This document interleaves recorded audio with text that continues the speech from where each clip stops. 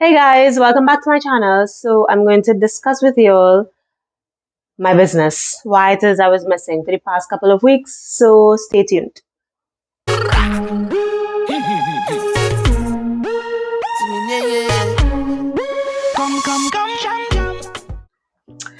So I have not posted a video in a couple weeks, and the reason is that I just needed to take a break. I needed to enjoy my time away from YouTube, away from this recording. The whole life, being a YouTuber is hard. So yeah, I just took a break. And actually I went home. So it really fits in really well because a friend was asking me, how do I deal with homesick? And long and short answer of dealing with homesick is to go home. So I will just kind of give you all a summary of what I was doing, how I got there. Usually I would have taken a condo flight because condo seems to be the most reasonable flight. It's part of the group with Lufthansa. And they usually have a direct flight from Frankfurt airport to Tobago, which works out perfectly because nobody likes long layovers or even to transfer and then you miss your connecting because the first flight was late. So with this condo flight, everything used to be perfect. But since the pandemic, condo has not been allowed to land in Trinidad, and so they didn't have any flights flying into Trinidad. I mean, since Trinidad had the whole lockdown and stuff, and even though some of the restrictions are lifted, as far as I know, still a lot of the airlines are not allowed to land, or for some reason, condo is just not flying into Trinidad at the particular moment. So the next option is KLM, and as everybody knows, KLM introduced a new flight, or a new group of flights actually, and one of them is to Trinidad. And so this is the flight I took, but the problem with this flight is I now need to take an additional flight or train to Amsterdam airport, and then from Amsterdam I will fly over to Trinidad via St. Martin. You don't get off in St. Martin, but you just have to stop there. They clean the plane, people get off, people get on, and then we continue on to Trinidad. You have about an hour wait or so in St. Martin. It's not bad. And then you continue on to Trinidad. My journey to Trinidad was actually very smooth, very enjoyable. I have to say, I really do enjoy flying with KLM. Some people think it's kind of more expensive, but from what I've gathered, just booking flights is my second time flying with KLM. I wouldn't say it's really much more expensive, but it's really important when you book the flight versus when you plan on flying. And of course, if you're trying to book during peak periods, regardless of the airline, it's going to be expensive. So when I was flying, which was in May, it's off season. They had relatively low flights, so I got a really good deal. Anyway, I went home and that was amazing. I really spent a lot of time with my friends and family. And yeah, I also celebrated getting older. So that was great to just be among my friends and family. I'll probably do like a little slideshow. Nope, on this side. I will do a slideshow just showing some pictures of, just enjoying Trinidad and everything that is to Trinidad. But one of the major problems which hit me really hard, which is also another reason why I didn't shoot a video when I first came back to Germany, was the Sahara dust, y'all.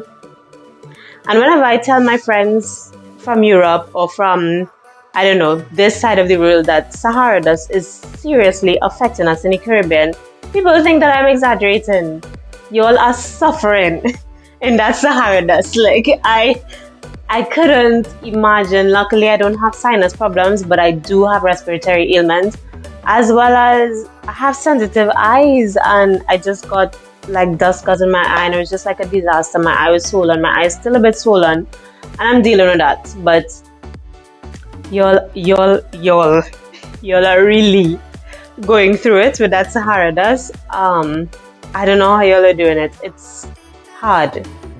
And it really takes away from the beauty of the island because there were so many days that you couldn't even see the hillside. And for me, that was so sad, because it's such a beautiful part of Trinidad, especially when it's raining and everything is just so lush and green. But luckily, just before I flew back, it rained again and I could once again admire the beautiful green, lush northern range. So it wasn't all bad. But yeah, it's just always so good to be home always good to be home. And really and truly, that's one of the ways I combat homesickness. Now, if it is you can't fly home, because let's be real, it's not cheap, even on its cheapest. Especially when I was a student, it was not possible for me to just, say, I feel really homesick, I need to fly home. So in those cases, I would say, I would try to be around friends, also other Trinis or the Caribbean people, or I would try to cook Caribbean food. And I'll probably put that in a whole other video, just the struggles it is. Maybe I'll even do a video of myself cooking, or first doing the grocery shopping and then cooking a specific meal from home. It's really difficult to source a lot of the items, but every time I fly, I do bring what it is I need. For example, pigeon peas, because in my opinion, there's no pilau without pigeon peas. Like, you need a pigeon peas pilau. I don't want a green peas pilau. Okay, sometimes I might make a black eyed peas pilau or a red bean pilau, but when I say I want to eat pilau, I want a pigeon peas pilau. So living here for almost 5 years, I have not been able to find pigeon peas here, so I literally bring my own pigeon peas when I'm coming. And there's just a lot of things that, unfortunately, you can't find, and the replacement is also not that great. So I would advise all of my people from the Caribbean, especially from Trinidad, when you are coming to Germany, you probably want to bring those things that you really, really want to have. Cheese is another thing. The cheese is another thing, because I personally love cheese. Anyway, I'm going to really do a whole other video with that. If you think that's something that you're interested in, let me know in the comments. If you all have any questions about that I could also incorporate in that next video, just let me know in the comments so that I could plan it out nicely and just give it to you. But yeah, it's always good to be home. Sahara dust or not, Sahara dust try to ruin my vacation, but it's not more than me. Sahara dust is not more than me and not more than my fun and my celebration of getting older. So it was a great time. Just to end this video, because I told you all how much I enjoyed KLM, and when I say I really enjoyed their flights. Like, I flew economy, and surprised there was a lot of legroom, because you have to think like you're literally sitting on this flight for more than 8 hours. You need to be comfortable. So in my opinion, they have a lot of legroom. While I was flying with them, I never saw somebody having problems to get the luggage up, not having enough space, or them having to check extra bags because there's not enough overhead space. That never happened. I would say though, the flight that I took to come to Trinidad, the headroom was very high, and I wouldn't consider myself the shortest person I identify as tall. But my 5'6", 5'5.5" height was struggling to get my luggage up in the center part of the plane. And there was a lady next to me, and she was much shorter, and I literally had to help her. So that was odd. Like, I never had that experience, but of course, like, that happens. But coming back though, coming back was a pain. And before I go to the negative, I just want to say that the staff on KLM, they are amazing, amazingly helpful, very friendly. On every flight that I've taken with KLM, I've never had problems. I had this swollen eye, and the lady, she was so helpful. They brought me hot towels for me to put on my eye, and I was really comfortable for the entire flight. Not to mention, there are alcoholic beverages available free of charge. So let's just get to the coming back. So I came back, I flew back last week, Tuesday. I started my journey, and I should have arrived Wednesday at midday. I arrived home Wednesday at 7:30 p.m. Now, what happened is that, firstly, the check-in line when I got from Trinidad was extremely long and moving extremely slowly. I don't know what was the problem at the check-in counters, but they were having difficulty and it was taking a long time to check in people. Anyway, that happens, right? I did notice when I was checking in online, they did say, please be aware that there may be some delays at Schiphol when you get there in Amsterdam. So I was kind of already pre-prepared for something happening. I wasn't too sure what they meant by that. I thought maybe they just had some technical difficulties or whatever. But nothing prepared me for this.